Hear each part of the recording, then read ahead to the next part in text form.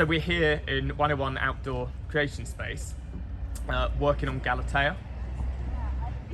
I wondered if you could tell us in a minute a little bit about what you're doing with the play.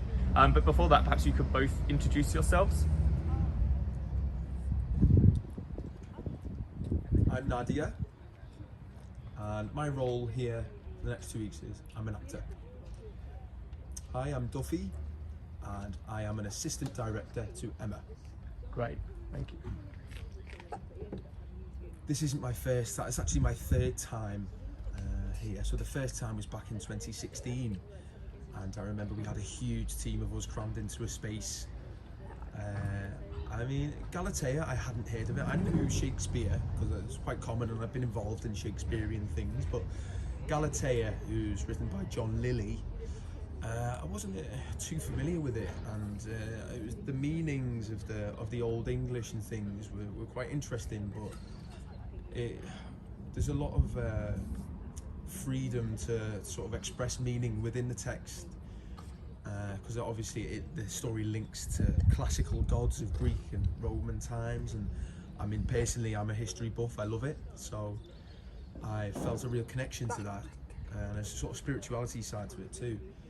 But it has a contemporary thing attachment to it where it can have a queer and drag and lots of different things that you can apply to the modern day. So from that, I got more and more interested, learned more, got my head around some of the meanings, and yeah.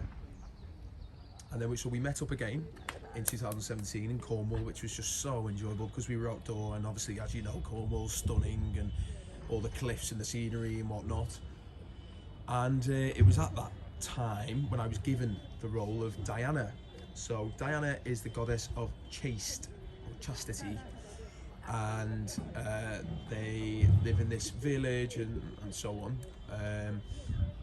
So we got to grips with the meaning back then in 2017 and really have a thought about how we could translate it to BSL and things like that. And then now, obviously, 2021, we've touched on it more. We've went into it more deeply now. So yeah. What about you, Duffy? Remind me of the question.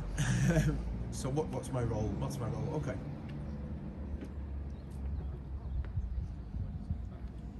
So Nadia and Emma, well, basically Nadia got in touch with me, thank you for that, to see if I wanted to join as a sort of a deaf perspective, really, a deaf eye, if you like. I'm also here to help with things like translation.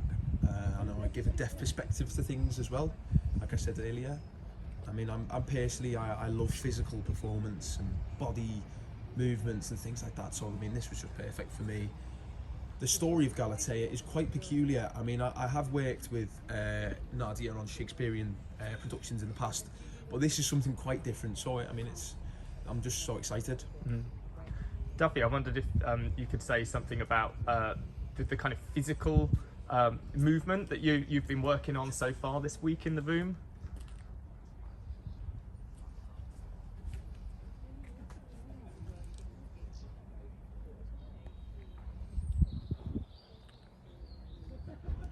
So some physical elements that could be in the play is, well, we have a protest scene where everybody's banging drums and singing and things like that. So it's the nymphs and Diana, Diana and her nymphs. And you know, there's a lot of physical body movement. So yesterday we just sort of just tapped the surface, if you like, of that. And but I think silence as well can be really powerful. That's fascinating when you're talking about movement there. I remember we emphasised the word open yesterday a lot. You know, when we discussed, you know, different elements to do with femininity and things like that. And you know, we decided that maybe the character was a little bit too feminine, and we decided that, you know, there's other ways to do it, and we're trying to get our head around how and what and why. But that is in itself is fascinating. I think, you know, just the sheer amount of options, and when it comes to body movements as well. Sorry, just going to clarify. Sorry, my mistake. Obey was the word that we really talk about yesterday. One of the things we've also been talking about a lot is translation. So the play itself is interested in people translating meanings, understandings, and languages. And we here are a company who are using ESL, using spoken English, and as you were saying there, Duffy, also using kind of just physical movement and the kind of body language, I suppose. I wondered if you could say a little bit about your experiences, in particular with Galatea, moving between different types of communication, text, off text, body.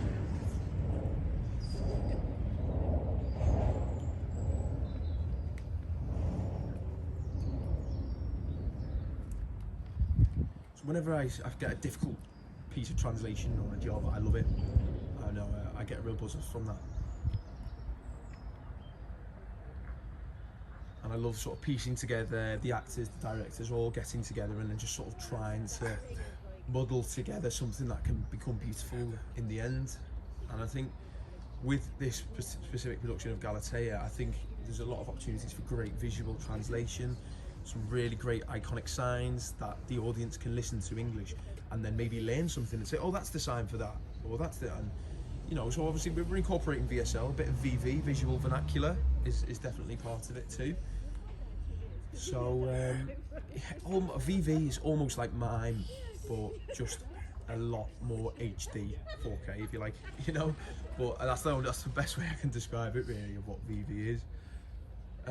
What else? Yeah, I mean that's it. I'm not sure what to say. It's interesting you talk about the three languages, as it were, there. One thing that I've noticed is, say if you've got spoken English actors who speaking English, they understand their concept of meaning from what they understood from the words. But it's so fascinating that we have the same understanding, because you know, we have to understand. The most important thing is understanding meaning. That's what it all comes down to. So that if you can't understand meaning, you can't deliver it.